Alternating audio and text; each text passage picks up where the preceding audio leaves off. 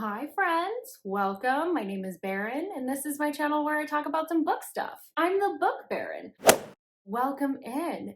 So today, before anyone comments and says anything, I know Boston wasn't established in 1997. I'm aware. I just didn't look that close before purchasing this sweatshirt and now I have to live with my mistake. And now I'm putting it on the internet for your entertainment. But I have very limited lighting today, so let's just get into things. What we're talking about today is a handful of books, 5, 6-ish, that I've never really talked very much about, but I absolutely love.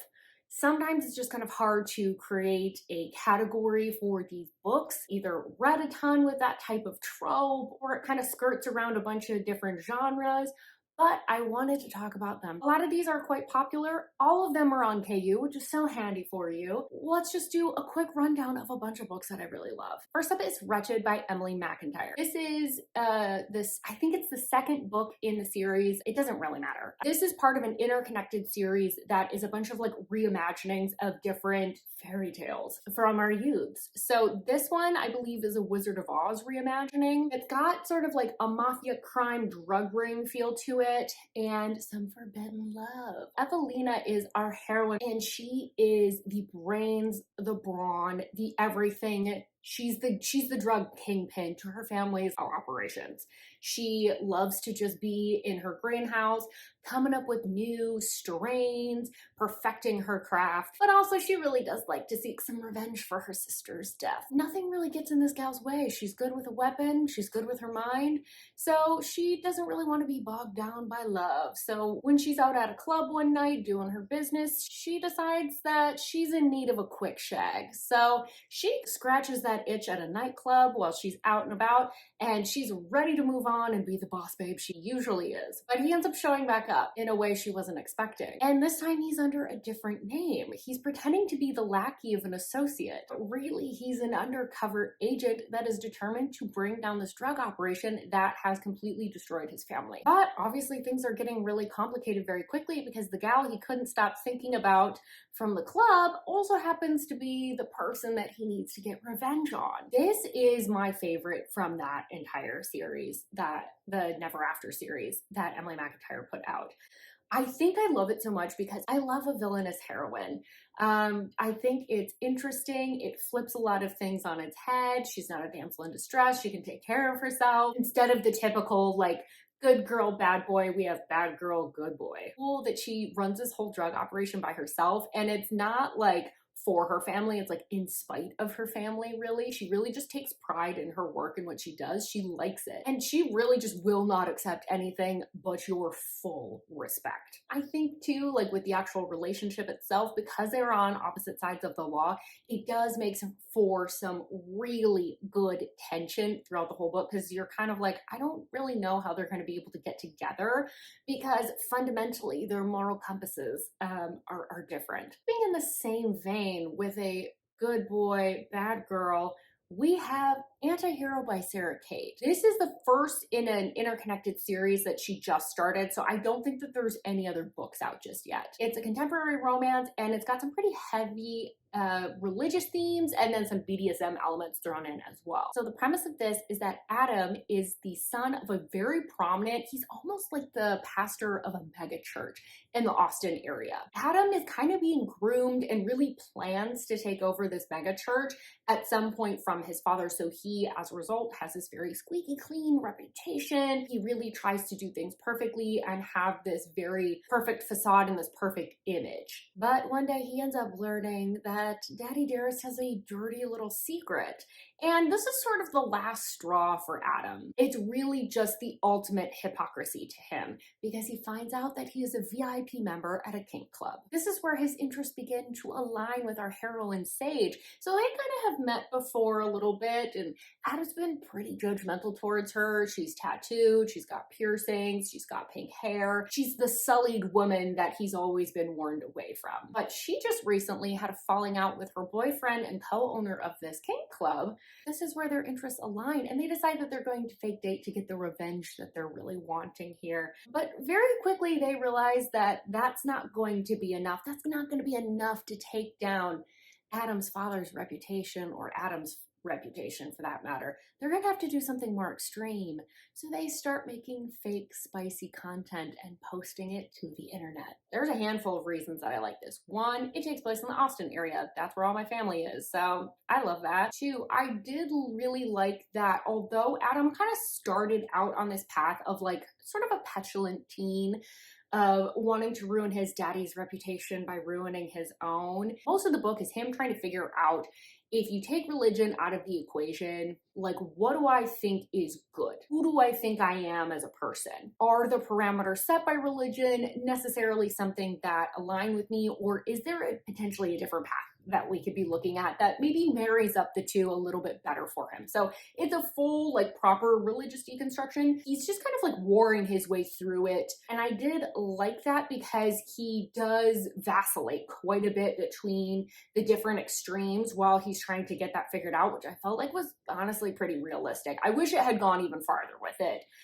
Because I feel like Sarah Kate definitely had the potential to go there. And I really love Sage. She's a good one. I really like her because, you know, Adam kind of comes in initially with his judgments about her based on her hair color, based on her tattoos and her piercings, which she does for a job. And he really views her as lesser, and she just kind of doesn't have time for that because she is quite happy generally with her life. She's really just not going to be pitied by him, and she's not going to deal with his hypocrisy. Plus, I mean, honestly, they're making fake spicy content. That's some fun tension. It's really entertaining. Next up, we have Angry God by LJ Shet. This is like an unhinged high school contemporary. It's got sort of like a rival artist element to it, and it's a bully romance. It's also worth noting that this is a second generation series. In case you are familiar with LJ's work, she has a series called Sinners of Saints series, and specifically this book is about Vicious and Amelia's kid. So our hero for this is Vaughn Spencer, and he has been tormenting Lenora because she sort of grabbed his attention somewhat unintentionally, but it almost led to her death. And since then, he's kind of just had this like unhealthy interest in her. He doesn't want to date her, but he does want to control her. So it leads to a very intense bullying situation. But Lenora's not going to take that lying down. She's going to fight back. She was thinking she was going to keep her head down, but Vaughn just kind of pushes her a little bit too far. And things really come to a head when they finally graduate high school. Lenora's like, excellent. I can't wait to get away from this guy. And he turns up at her art program over in London, which means they will be doing classes together and also living near each other. And they're both going to be an intern for a very famous sculptor. So we've got tension on tension on tension. But it turns out that's not Vaughn's only reason for being there. He doesn't just want to torment Lenora. For him, really, this is a culmination of things that's coming together quite nicely for him.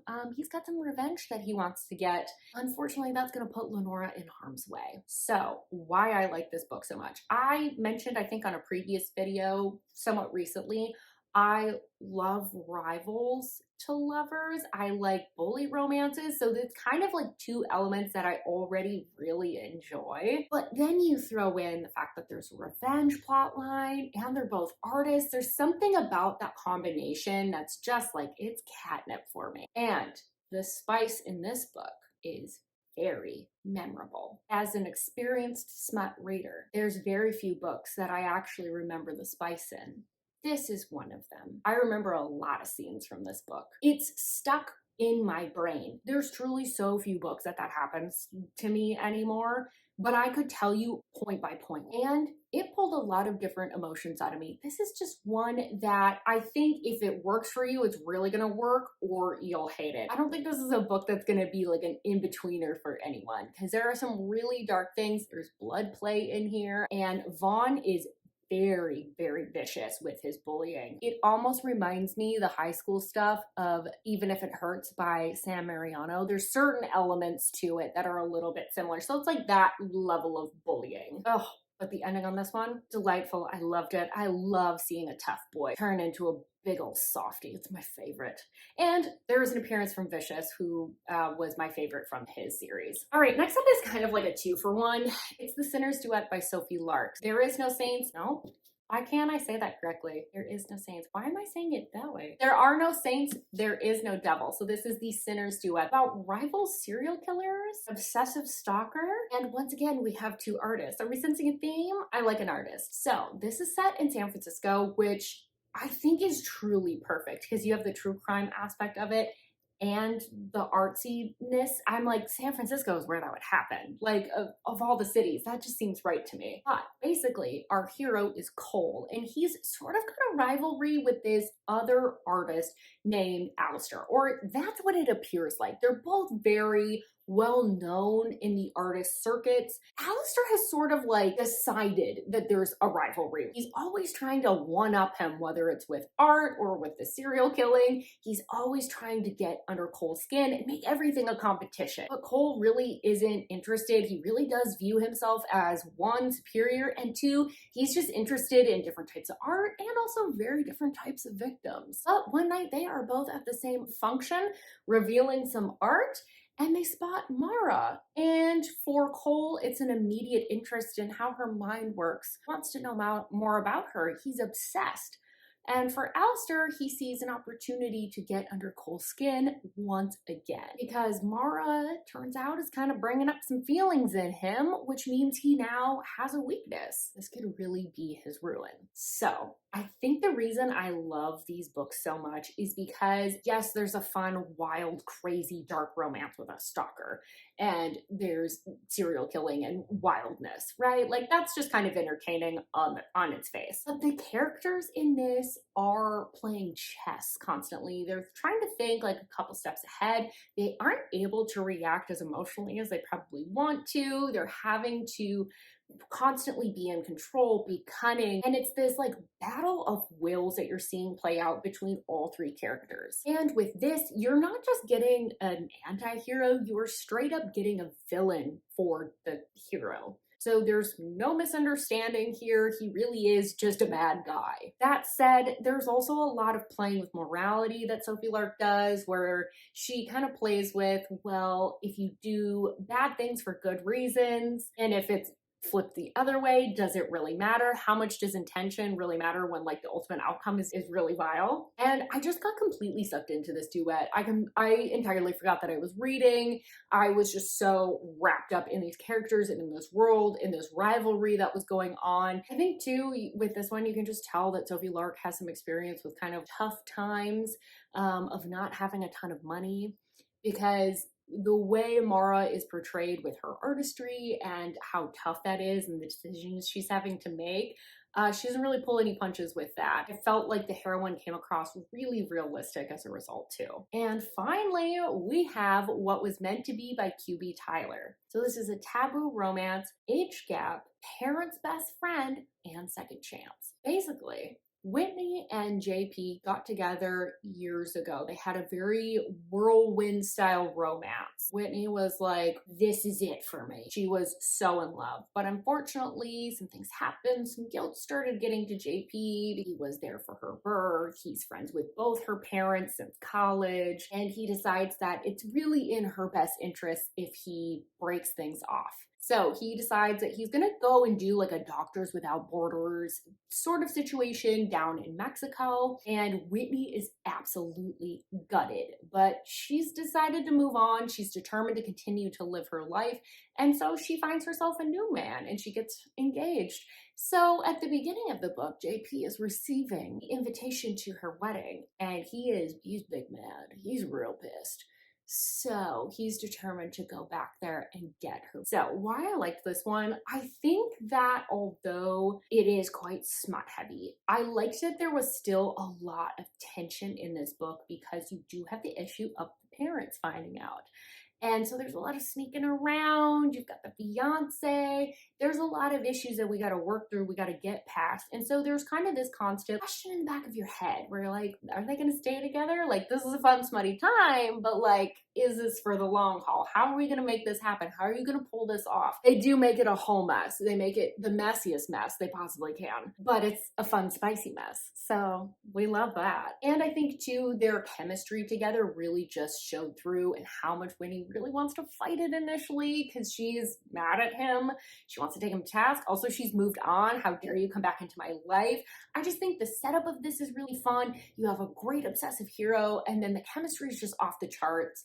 And this is one of those books that is definitely much spicier than I normally go for, but it totally works here because QB has just enough plot, just enough going on in the background where your interest is piqued. There's tension that you're feeling, there's questions that you have, you want to flip and see what's going on the next page, other than a good digging down. Those are a handful of books that I rarely, if ever, talk about, but I absolutely love. But with all of that, let me know, have you read any of these books? Do you have different thoughts about them? I know a lot of these are quite popular, so maybe you've read a couple of them. What's a book that's really just stuck with you in your mind? Because there's a few books that just do that, and like Angry God is one of those. I just, scene for scene, I remember that book. I want to know what book is like that for other people, because I rarely talk about that one, but I'm like, it's in here. But don't forget to like this video if you liked it, subscribe if you want more content from me, and I really hope that I see you on my next video. Bye-bye.